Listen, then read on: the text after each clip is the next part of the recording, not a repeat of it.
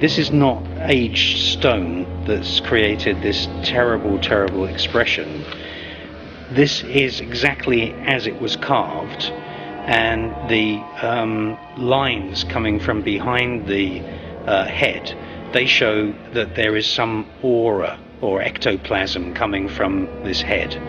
And basically what it is that these are the horrific serial killers of the spirit world.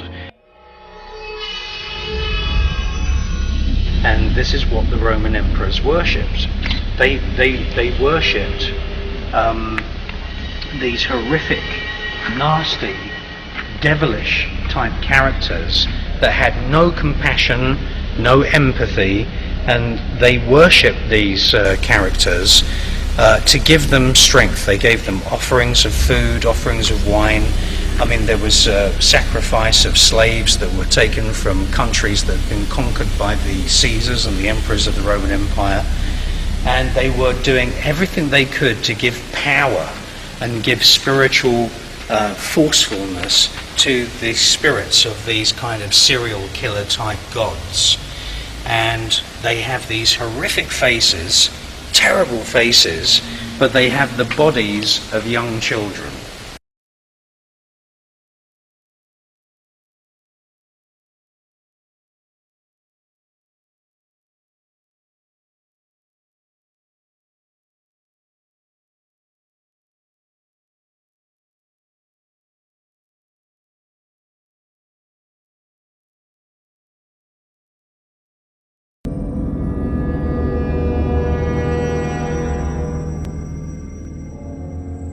And that personifies the pantheon of so-called gods which the Roman emperors worshipped, and they also worshipped the planets as well. The known planets at that time were moving through the sky, and they were also worshipped as well. Zeus was the word for Jupiter from the Mediterranean world.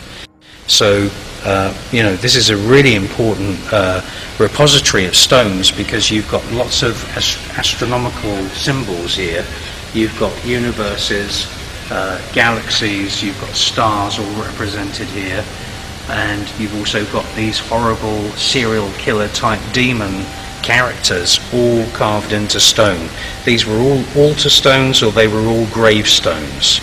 And when a Roman emperor or a Roman member of the Senate died, they would have one of these nasty, evil, kind of serial killer type spirits carved into their gravestone.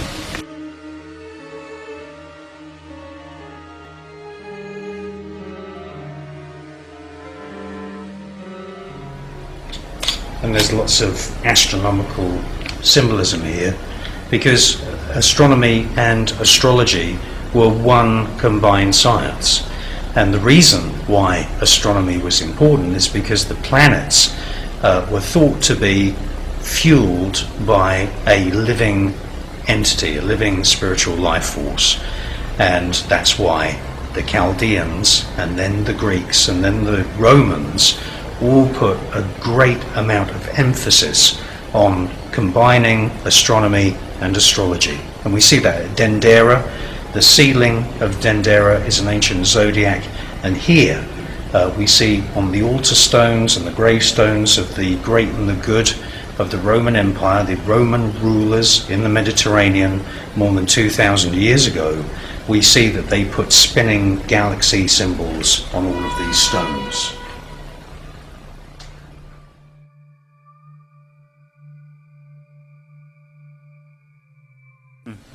and there's a lot of them. Here's a typical one, where you've got the body of a young child, but with the face of somebody who's in their 50s or their 60s. And this is very, very typical of the types of gods that existed, before we had, Christianity. The only other big major religion at that time in the Mediterranean was Judaism, which had been developed by the Chaldeans, which Chaldea is a province of Iraq, the Babylonians, and they moved up into the area which is now Jerusalem. And really basically what we're looking at here are demons. The Jewish people call these kilopoth, and kilopoth means that they are the husks or the shells of mistakes made by the creative force. So God created these as a mistake, and the Roman emperors worshipped them, and so did all of the Kabbalists, all of the people that were following the Solomonic system of magic from King Solomon. The clavicule of Solomon, the Goetia, actually teaches you communication systems so that you can actually have seances and magical rituals and actually speak with the kilopoth. And why are they being worshipped? They're being worshipped because they're the mischievous, naughty elements of creation.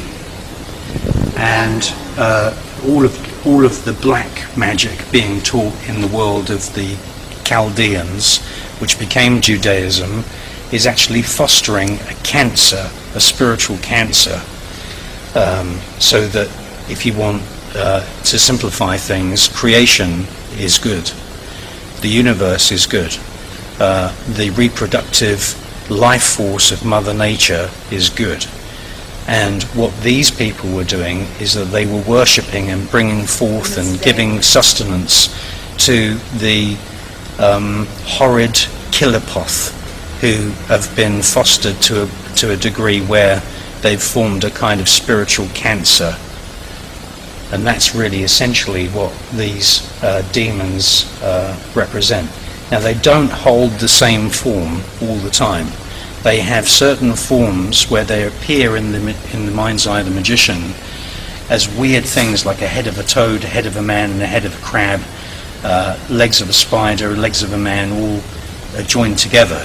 That's like a calling card, so that you know, I've now summoned, say for example, Lord Baal. And at the magician's command, they will take human form, but it's a twisted human form. It's a distorted human form. It's a parody of what the life force and what Mother Nature does. And that's what they worshipped. And then in terms of real genealogies, Romulus and Remus, or the wild child kind of legend, the wild children left in the forest and brought up by jackals, and they just learned, the law of the jungle, if you like. That is what the Roman emperors said that they came from. Their genealogy is all linked to these wild children that are brought up in jungles and forests by animals, because they'd survived and they'd overcome adversity, they'd managed to protect themselves, they'd managed to drink the milk of wild animals, they'd managed to act like animals and get accepted by wild animals which other humans would be attacked by. And that, for the Roman emperors, was a sign of strength. And so therefore they wrote those wild children into the genealogies of their families. Whether it's true or not, I don't know. I doubt very much whether it is true, to be honest. I think it's probably all a lie, and they know it's a lie, but that's what they used to do. After that, then what happened is that the Saxe-Gotha clans and the Saxe-Altenburg clans started to say that they were descended from King Solomon, who is one of the most notorious magicians of the Judaic system, and he wrote many books telling you how to communicate with the Kilipoth. And in the official genealogy books in London, you can see that the royal family of Britain at Buckingham Palace claim that they are descended from King Solomon. So these tombstones are a very important archaeological discovery. A farmer was ploughing a field and he found all of these altar stones. Some of these are gravestones, some of them are altar stones, and they're all altar stones from the Roman Empire, and these were in houses built by the Roman Caesars and the Roman warlords in the Mediterranean. They gathered them all together and buried them into the ground in one field, as if they were embarrassed about these horrible demons that the Roman Caesars were worshipping.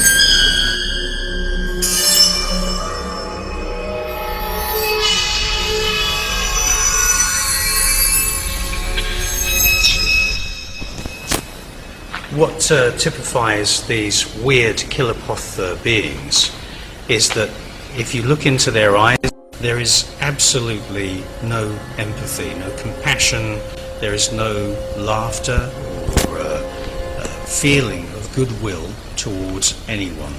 They have been deliberately created in the first place to be the empty husks. They're beings, but they have no soul, and the soul has no compassion. And Judaism and Chaldaic Babylonian magical systems worships these beings, and so did the bosses, if you like, of the Roman Empire. And the Roman Empire just changed itself into the Holy Roman Empire, and I believe that it is these discompassionate, weird husks of beings which are still being worshipped to this day amongst many of the Catholic cults, and I'm including Freemasonry and the Corazon Club, the Order of the Nine Angles, and many of these other cults. Some of those members are actually masquerading as being cardinals and Catholic priests, and they even wear Catholic robes. In reality, they are worshipping these beings that have coldness. They have no compassion, no empathy, and no heart.